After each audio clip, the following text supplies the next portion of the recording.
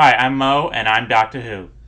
And I'm TJ, and if I could just say something witty really quickly, I'd be a better podcaster. And this is... It's still new to us, damn it! Welcome to It's New to Us, damn it. I'm Mo, he's TJ, and we are here to discuss every movie ever made so we can become popular. Mm-hmm. We're doing it for the ladies. Yeah. The ladies. Mm-hmm. Alright, well, this is going to be our meh episode. Yes, this is the most meh episode ever. Even more meh than, what would be, like, the most meh episode we've done so far? Oh, gosh. Because Porky's was not the most meh. No, Porky's, there was a lot to talk about. Yeah. Clifford? I don't know. Even then, I think that I think Clifford had a lot more to talk about than that. I'd have to go back to the tape. Yeah, let's see. That's tough to think. Let's see, because there have been some, and I wrote this in my notes, it's so hard to talk about a meh movie. Yeah. Isn't it? Would like the British period piece be... maybe Sense and Sensibility. Maybe Sense and Sensibility was the most meh movie. Even that movie was beautifully shot and well acted. Yeah, it was very good. Yeah. I'd say that or the Smiths movie that I watched. Yeah. Yeah. The band name redacted biography of Morrissey. That was very meh. But it's also a bleak, rainy Thursday evening as we record, and we're in the shitter. We're in the shitter room. Yeah, in the shitter room. Yeah, so if you hear noises, that means someone in my family is taking a pee or a poo. All right. So yes. So we should get sound effects for when we hear that. Yeah. That'd be fun. Yeah, we'll just like we hear flush. Yeah, we'll work on that. Oh yeah. Ladies and gentlemen, we are taking suggestions for a theme song or games also. We can't really come up with them, so if you guys know any, just tweet at us at @it_dammit or go to our Facebook page and post, please. We're not creative, so do our job for us, will you? We're podcasters, not Imagineers, okay? We don't work for Pixar, okay? That's right. Yeah. I love that. I'm going to put that on my gravestone. Yeah, we don't... He was a podcaster, not an Imagineer. Yeah. That's great. That's great. Well, today we're talking about Mapplethorpe. Mapplethorpe. Terrific. Yeah. Terrific.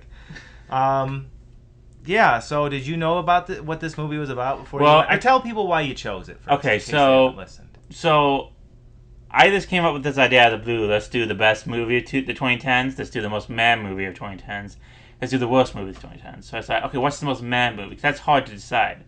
I mean, the most bad movie, that's kind of a little bit easier, and so the best movie is also a little bit easier. Mm-hmm. Most meh movie, what's one that's straight down the middle? So that's hard. So luckily, I think Vulture ranked all movies from 2010s. Wow. All of them. Wow. I think there were 2,579 or something. Those guys go to a lot of parties. Yeah. So the actual most meh movie of the 2010s was Draft Day, but unfortunately you saw it, so we couldn't do it. I did, yes. Yeah, so I can confirm it's very meh. So, no, sorry, it was 5,000 movies. There's 5,279. Mm-hmm. So I divided that by 2, and it was 2,679.5, I believe. So then I rounded up, and this was the second most meh movie of the 2010s, Mapplethorpe. All right, Yeah. Mapplethorpe. All right. So Mapplethorpe, did you know about Robert Mapplethorpe before you saw this movie or read about this movie? No, I'm reading a book right now called Please Kill Me. It's this history of punk, and he was in it a little bit, the history of punk. He only have he dated Patti Smith. We'll find that out in the movie, of course. And of course, Patti Smith was one of the Virgin punk figures of her time, and they dated for a little bit, and it basically goes into the whole thing is Patti Smith knew he was gay. And he was, and that's the major thrust of the book. Not the major thrust of the book, but the major part of that chapter I read. So that's mostly it. But he does take a lot of photos of people in the punk industry. The Horses record from Patti Smith, that he took that photo. Okay. Yeah. So gotcha. Yeah. All right. Yeah, but that's mostly it. I mean, we learn now of what he did and stuff, so that's actually fascinating and stuff. Yeah. Like that, yeah, I'd never heard of him before. Mm-hmm. Excuse me, I'd never heard of him before. I did, however, if the movie was accurate, he took those Arnold Schwarzenegger photos back from when Arnold had long hair, pre-Terminator. Yeah. They were just in the movie briefly during one of his exhibits, and I'd seen those somewhere before. Just him showing off his muscles, I guess. Yeah. So he was a photographer. Yes. So yes, we should say that. So he's a photographer. He only took black and white photos mostly. So they're mostly erotic art though. Some of them, mostly of men, naked men, posing in various angles, showing off penises and stuff. BDSM BDSM stuff, yeah, subculture. But also a lot of flowers. A lot of flowers, yeah. Flowers. Orchids, calla lilies, children, statues, celebrities. Like, I have the list right. There's a list right here. Like, he took Annie Warhol, Grace Jones, Iggy Pop, Richard Gere, Patti Smith. I don't know who Cindy Sherman is, but he took a portrait of her. Cindy Sherman? Yeah. Cool. Yeah. So yeah, that's what he's mostly known for. So those things. Sure. So I guess we should just. Do you have like a plot summary for this? I do. Okay, let's hear it. Now remember my Dune synopsis? Yeah. This is the exact opposite. Okay. Mapplethorpe is a biographical film about Robert Mapplethorpe. It details his life beginning at the time he dropped out of college as a young man to pursue a professional photography career, and it depicts his early relationship with future singer Patti Smith, his sexual self-discovery, his burgeoning career as a controversial artist, his life companionship with art curator Sam Wagstaff, and his untimely death. In the end, no hilarity ensues whatsoever. Yeah. Mm-hmm. And that's it. It is as pretty straightforward as it gets. And that's not a bad thing. It's just what it is. Yeah. I would consider this like the Pizza Hut of movies. Yeah. Yeah. I mean, it's not like huge, but it's just like very straightforward. Does his job. That's it. Yeah. Yeah. Knows Like, what it's like, doing. like eat Pizza Hut, you're like, this is okay. This is a 2-star pizza. Yeah. Yeah. And this is a 2-star movie. Sure. I agree Yeah. with you. But it's bolstered by a big star. Yeah. One big star here. One big star, and that big star is Doctor Who himself, Matt Smith, or one of the doctors, also known in Last Night in Soho and Morbius. It's Morbin time! That's right. It's Maplin time. Maplin time. It's Yeah. Thorpin time, I guess it was what it would be. It's Thorpin it's time. Thorpin time. Yeah. He didn't say that once. What a missed opportunity. I know. So I don't know why Matt Smith. There's not a lot of info on this movie because it's a very small, probably indie movie, directed by and written by Andi Tama, I believe her name is. Timiner. Andi Timiner.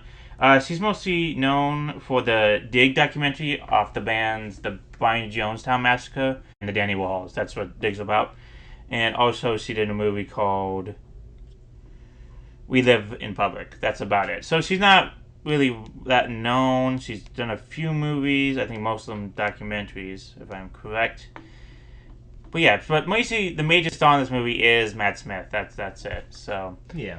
I guess it was produced by Eliza Dushku, the girl from Buffy. Wow. Yeah, she played Hope. Wow. Yeah. Oh my God. That's cool. Cool.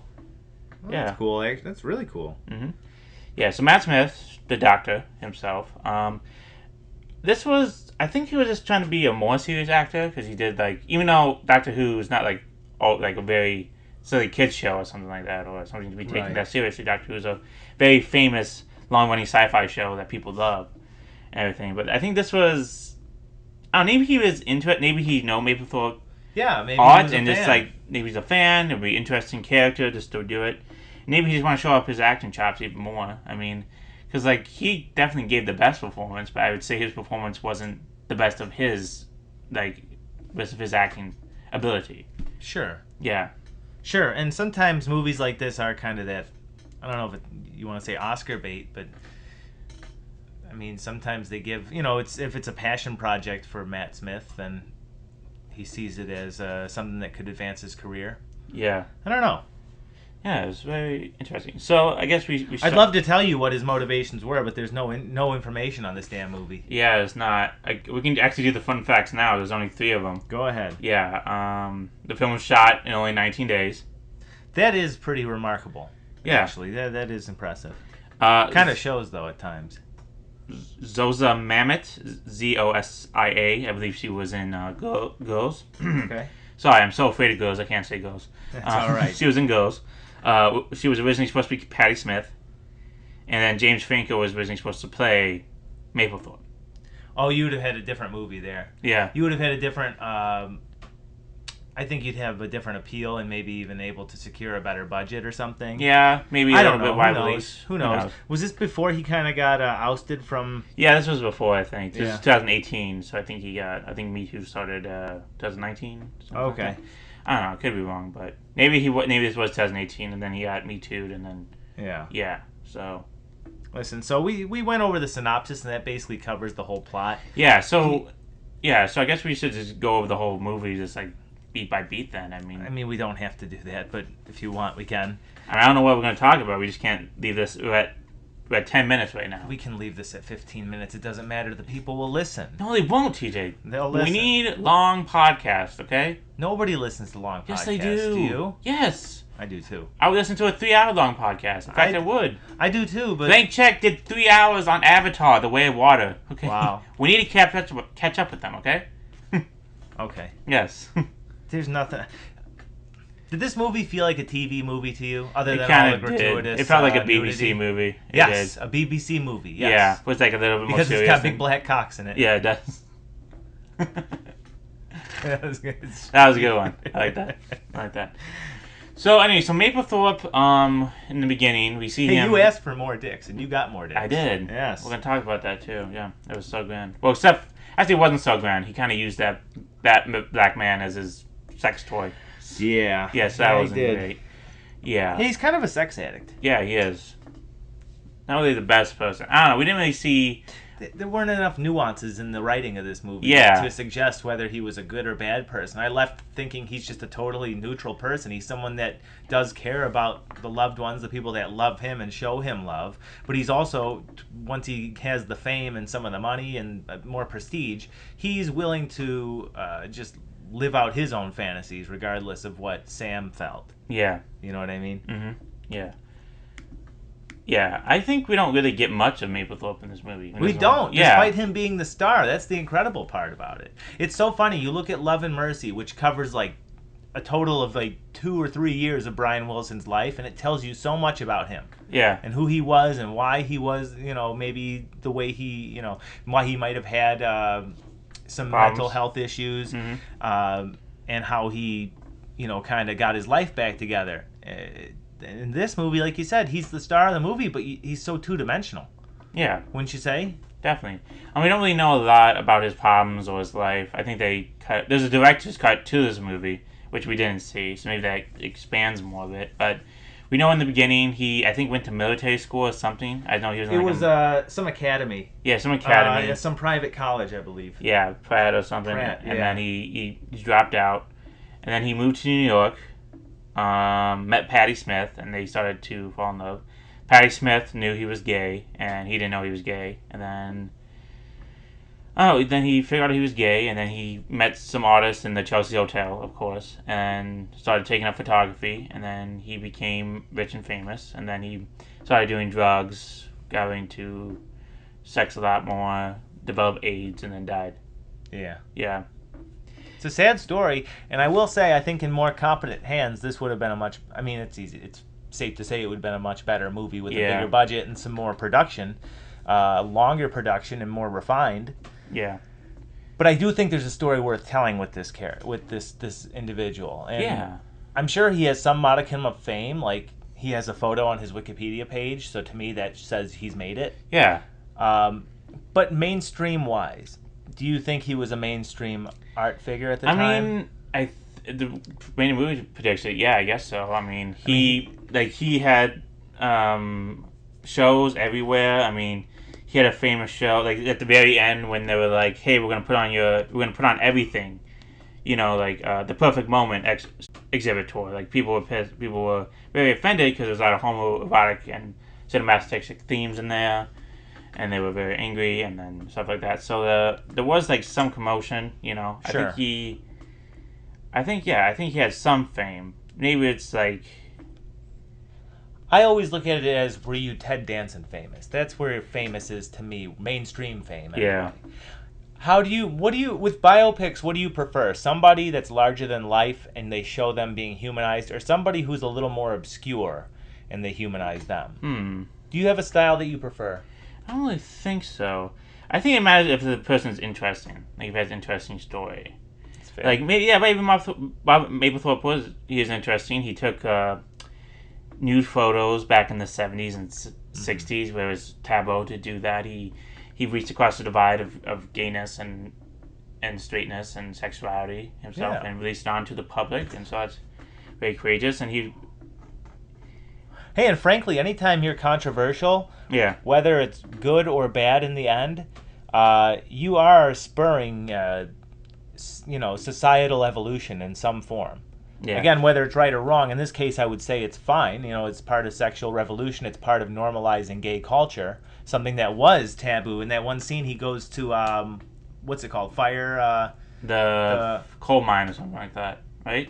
I thought it was some famous It was club in BDSM club in New York, but Firestarter or something. No, not Firestarter. not a fire starter. Whatever. He goes there, and that's how I imagine it was being a gay male in a metropolitan area back then. You'd have to go to a bathhouse or to some obscure club, and kind of anonymously, right? Yeah, He helped bring that lifestyle to the mainstream, in a way. Mm-hmm. And I think for the better, that evolved society, and I don't know, just normalized homosexuality. It's okay. Well, even not normalized, because he wasn't showing like, I don't know, the You're gay right. people dating. Okay, you're he was right, you're saying right. He was just showing off gay culture, what some Sure. gay culture is. Yes, He was showing the prudes that it exists. That Yeah. other ways of life exist. that's true. Because like I'm reading actually right now, what the Perfect Moment had images of people drinking urine, gay BDSM, and a self-portrait with a bull whip and showed it in his anus. I don't know, I feel like we should have got more just like into his personal life, definitely more like with his family situation.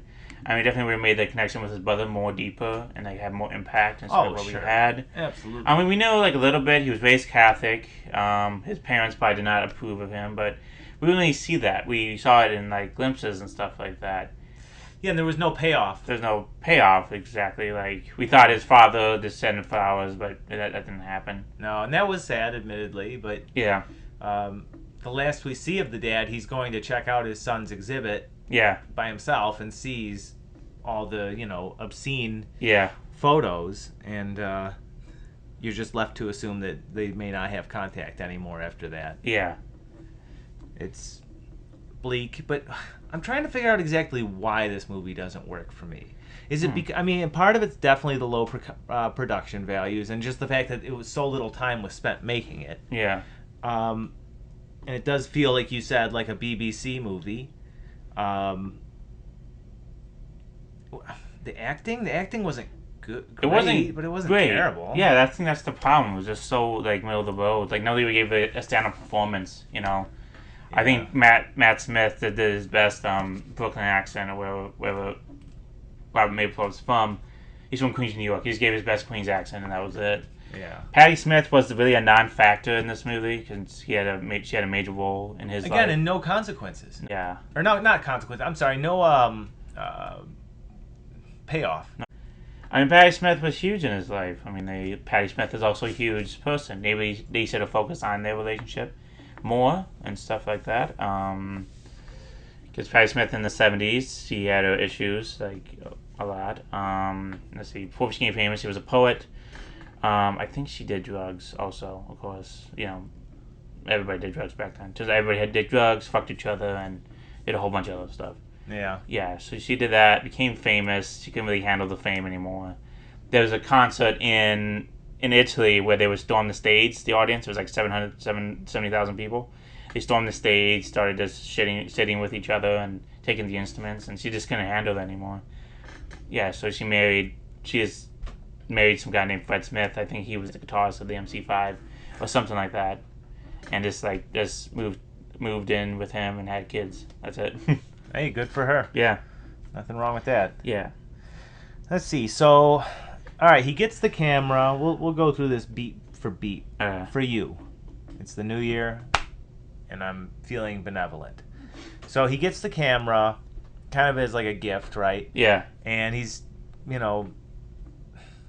taking, I guess, just various photos. And then I'm sorry, this is so disjointed, but he goes to some party with Patty Smith and meets another couple, right? Yeah. And the guy makes the flirty eyes with him, and next thing you know, Robert is taking photos of him. Yeah. Is that a real guy? Do we know who that was? I don't know exactly.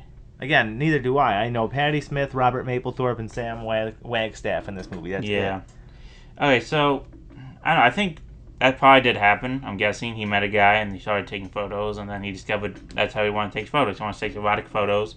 Well, it's also when according to the movie, kind of. I think that's when he embraced his homosexuality. Yeah. Yeah. Probably. Yeah, maybe. I don't know. Maybe we shouldn't go through this movie because it's just there's nothing. It's depressing to go through this movie. There's nothing to do. I mean, I don't know. We don't really go into his family relationship. We don't really go into. I don't know. There's no downfall. Well, there's a downfall. He dies, unfortunately, but. And his lover did. And his lover did too. I'm not. I'm trying to figure that out too. What made this movie so mad? What could have moved this improved on? I don't know. Maybe this Mapplethorpe. He's a very interesting man. He bought. This very erotic photographs in the United States, puts the boundaries of censorship. That should be exciting, but unfortunately the movie does not do that at all. It is not exciting. When I saw the cocks, they were like, wow, cocks and shit. But it was wasn't, because the movie was so boring, I just didn't care, Right. Maybe he should have had, we should have seen more, things of people being shocked. Or him being in trouble with the law. See, now that would have been interesting. Yes, they never showed that. Maybe it would have been nice, too, to see more intimate conversations between him and his lover, Sam Wagstaff, who, it's worth noting, is an art curator and is the one that gives him the studio apartment, or the apartment above a new studio for him to work out of. Because when their relationship ends... is when Sam walks in on him and while he's in bed with two other men. Yeah. There was really no indication prior to that. They had said they loved each other, but was there any real indication that it was a romantic love that was a committed relationship? I don't know. I think he said that he has boy toys. That's mostly it. He'll sleep around with people, but he loves him for him. He loves Sam for Sam. Sure. That was mostly it. I guess Sam was just tired of him just sleeping around. So even when Sam catches or sees him in bed with two guys, you don't feel any emotional gut punch for the guy. Yeah. You just don't. You don't really spend time with Sam that much. You don't see him on dates, or you see him a little bit. And I wanted to know more about him. Where did this guy have all his money from? He's bankrolling this whole thing. That thing. That would have been interesting to learn a little more about. Show a deeper connection. You didn't really see that with them. So yeah. Also with Patti Smith, you didn't feel a deeper connection with them. No, not really. There was definitely a friendship there. It was a very sweet one. Yeah. Except she would go to work while he just did nothing all day. Yeah. But I think that's where it suffers, is the relationship between characters, because there's nothing all that. Even his brother, they have. I don't even know which brother it was. I think there were two of them. One was older, one was small. There might have been the one brother that ends up working for him. It's just such a bizarrely rushed relationship. All of these are the brother's first shocked by Robert's art and then says, hey, I want to help you out, and then later, hey, I'm gonna go solo. Oh no, I'm gonna help you out. And he was dying at that point, I guess. But it's just a very bizarrely, it's hard to put your finger on it. I don't know. I think if they invested more time in exploring the actual relationships between these people in his lives, it could have been better. And like you said, showing the public, you don't really see the public's reaction to his art. No, and that's you don't. the thing. He was such a these art exhibits were so controversial, right? Yeah. That would have been great to see. A lot of incidents and stuff like that. That would have been great to see. And then to show I don't know, just how almost tame. They'd still be considered obscene, I think, by a lot of mainstream groups today. He had photos of people drinking piss. Yeah. Probably pissed off a lot of Catholics and a lot of he was going for free speech. He was going to what was free speech and everything like that. Hey, and I commend it, honestly. I love that. Yeah. Nobody learns to swim if you don't rock the boat from time to time. Yeah. Now, what I think they should have done more is when he meets that black man. I think his name is Milton. They should have explored that more, because he treated him like a beast. He didn't treat him like a human being. Yeah, and I also had no idea how deep their relationship went. Yeah. Did you? No. I had no idea. He just meets him on the street and says, I must take pictures of you. Yeah. And Milton just agrees, and then next thing you know, Milton's storming off, slamming, breaking stuff in Robert's studio. And because he did exploit him. Oh, yeah. He definitely did. He was just taking photos of him like he was an object. Yeah. Oh, yeah. And it says right here, he had a book called The Black Book, a solo exposition, where he just took photos of black males in these erotic poses and everything. I know it's an art exhibit, but he's using them instead of just making them more human. Yeah. Yeah, taking away the humanity. And That's a good way of looking at it. Sex objects, yeah. Dehumanizing, yeah. Yeah, so that it would have been interesting. I mean, to explore deeper, but we just saw that little bit of it, and then we didn't see anything. And we don't see Milton again. Yeah, we don't see Milton again. Yeah, it's such a hard movie to talk about because it's just so not noteworthy. You know what I mean? You have a shit film, and it's fun to just make fun of how shit it is and talk about individual moments that are shit. Every individual moment in this movie is so meh. Yeah. That's the only way you can describe it. Definitely. Well, at least we now know this is the most meh movie of 2010. It is. I am in awe of its mehness. How meh is Draft Day compared to this, TJ? Oh my god. Draft Day is at least a fast-moving movie that will entertain you, even if it's, from what I understand from local sports radio station, it's so unrealistic with regards to how actual NFL drafts work. It's at least entertaining, I guess. Yeah. I didn't think it was that great. I didn't hate it, but I didn't think it was that great. This movie is so meh that I'm offended in a way. Not really, but I'm just at a loss for words. It's so meh. Yeah. I'm kind of glad we got through this instead of this, like, the last movie we do, because, like, at least we got through this now. We can look forward to, like, good movies or, like, really bad movies. Yeah. Yeah. That's right. I don't know. I guess we should just go into final thoughts now, because I think we just gave our... I'm fine with that. Yeah, let's give our opinion. Okay, so Robert Mapplethorpe, very huge photographer back in the 70s and 80s. Very out there in the free speech movement. Fortunately, we did not do a lot of research for this. I'm sorry about that, folks. You know, I could have done more. Well, the movie apparently didn't either, because it didn't touch on how he was, some free speech pioneer. Yeah. Did it really? Did it ever? It didn't touch on anything. It just showed that he was an artist, and that's it. It just showed things that happened. It didn't provide any context or the context that was created by the things that he did. Yeah. You know? Mm-hmm. Yeah, so... The funny thing is, we watched this together. We don't usually do that. We watched this one together. And as I watched it, I wasn't offended. I actually was like, okay, it's just a very meh biopic. Yeah. But the more I talk about a movie like this, that has really no point to it, when there's probably at least 3 interesting points that could have been pulled from his life, it irritates me. That's true. I'm also crabby because I'm tired today. Yeah, me too. Yeah. Definitely tired.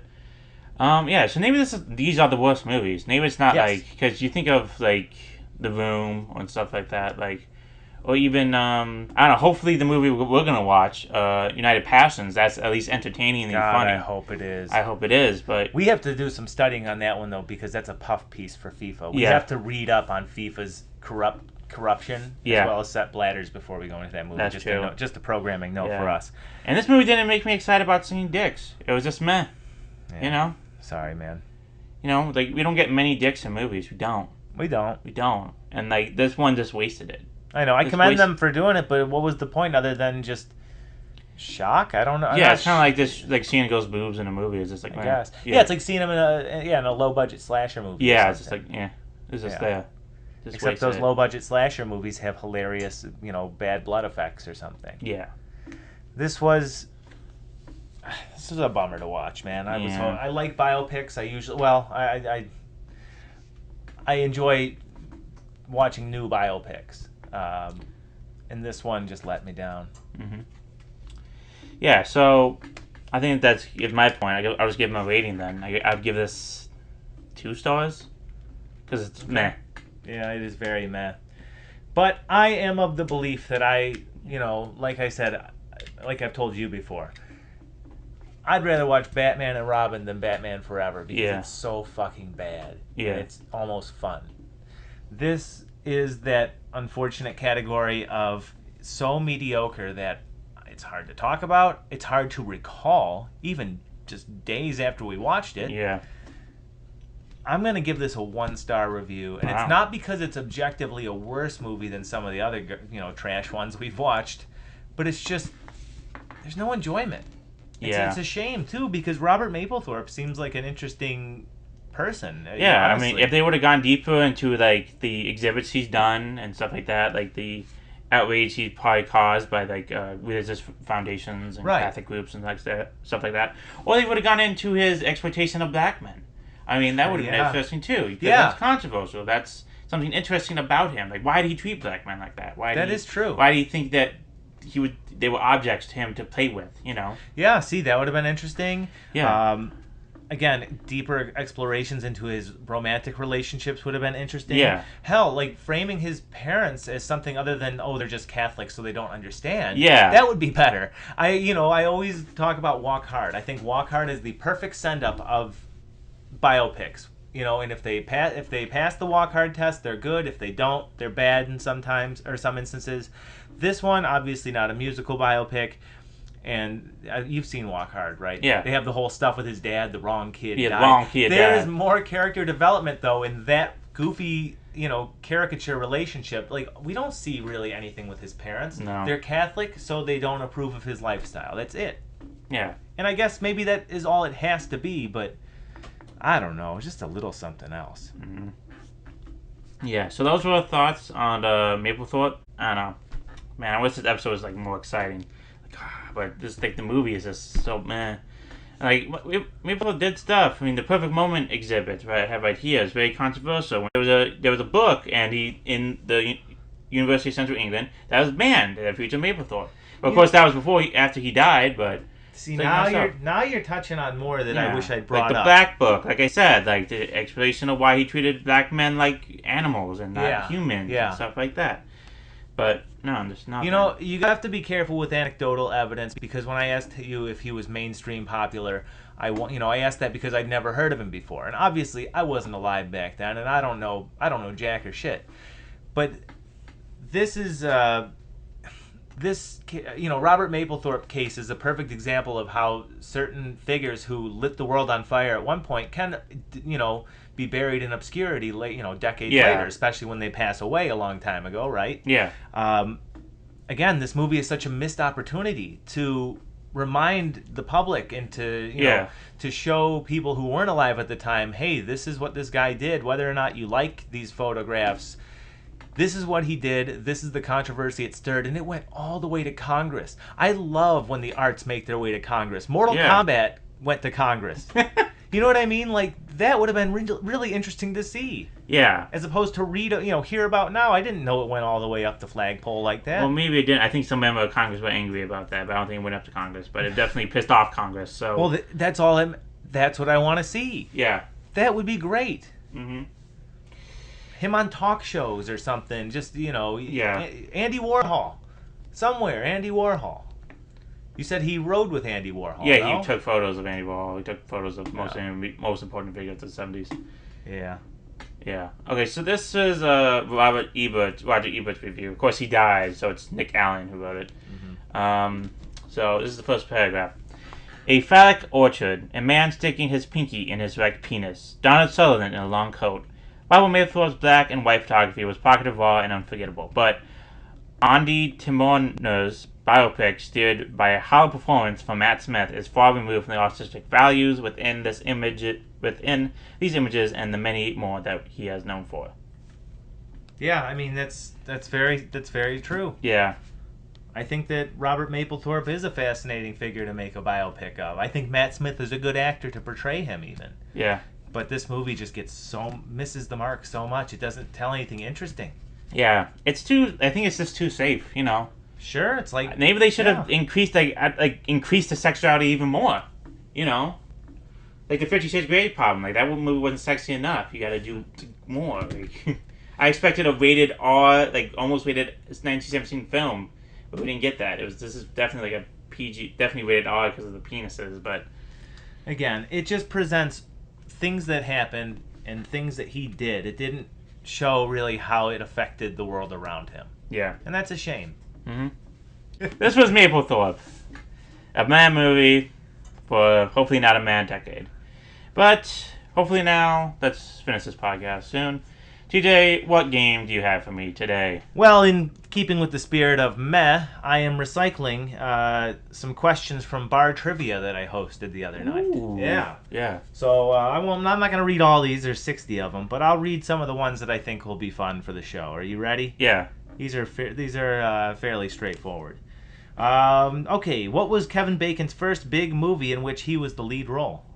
Oh, Footloose? It is Footloose. Great. I was going to say The Big Chill, but he was cut out of The Big Chill. Was that Kevin Costner? I forget. I have no idea. Yeah. Never seen it. Okay. Which 1976 film co-starring John Travolta is about a persecuted schoolgirl with psychokinetic powers? Carrie. He's got it again. What group of brothers in the 1990s had a hit with the song Mbop? Hanson? It's not really a movie question. That's a. Oh no! Now I'm just picking anyone that I want. Mbop. What band had a hit with Rock the Casbah? The Clash. No, these are easy. Yeah. They were. Whoever wrote these questions was merciful that day. All right. Merv Griffin cited roulette and the game of Hangman as inspirations for what television game show? I don't know. Roulette and Hangman. Think about this. You'll get it. Roulette? Oh, Wheel of Fortune.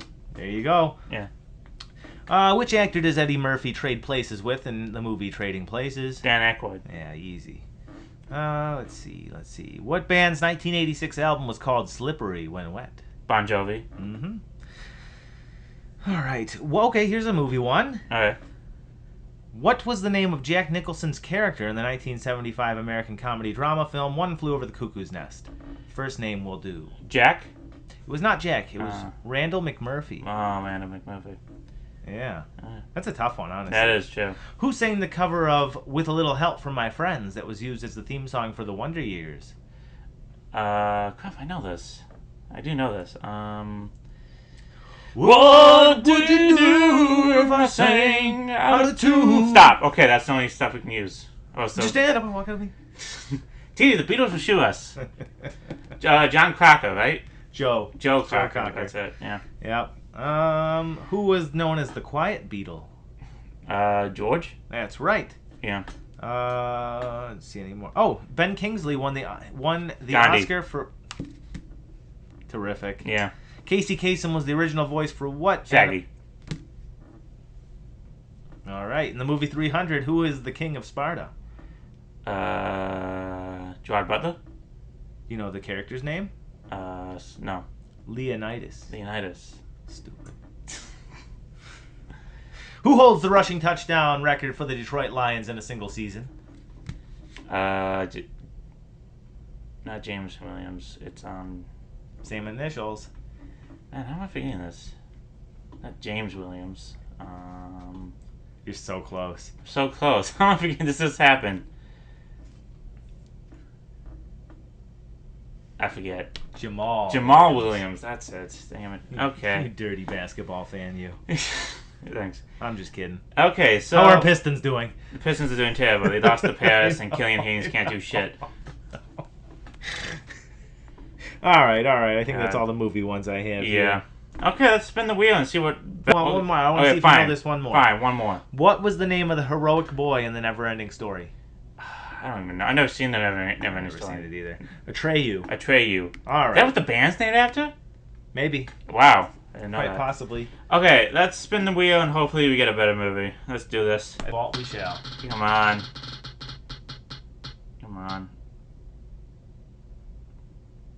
Fuck yeah, Nicolas Cage, Wild at Heart, baby. All right. Finally, we get some weird shit. Well, yeah. We got the weird shit in the beginning, but...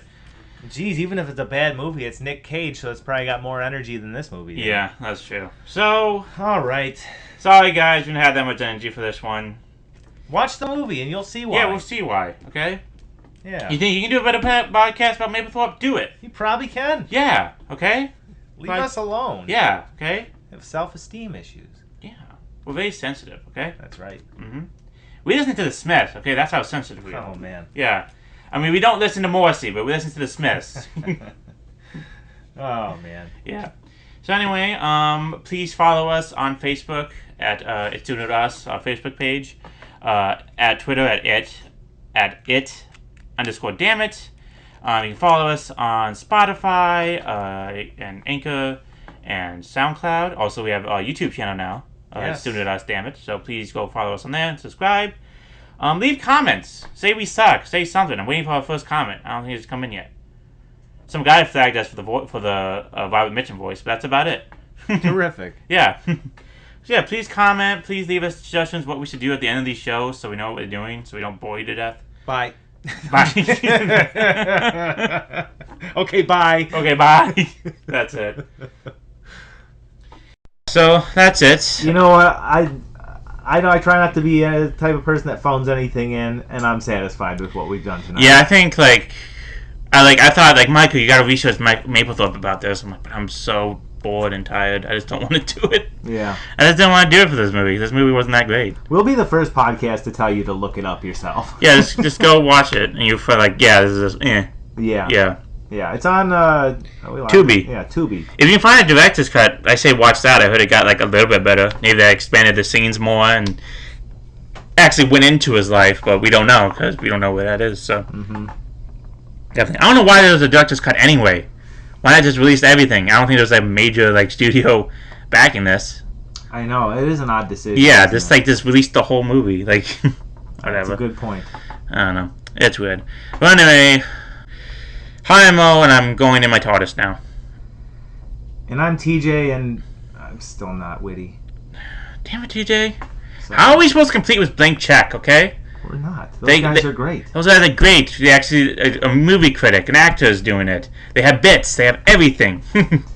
We will figure something out. They got old Star Wars Episode 1 Taco Bell memorabilia, probably. I have the Naboo, or the chorus.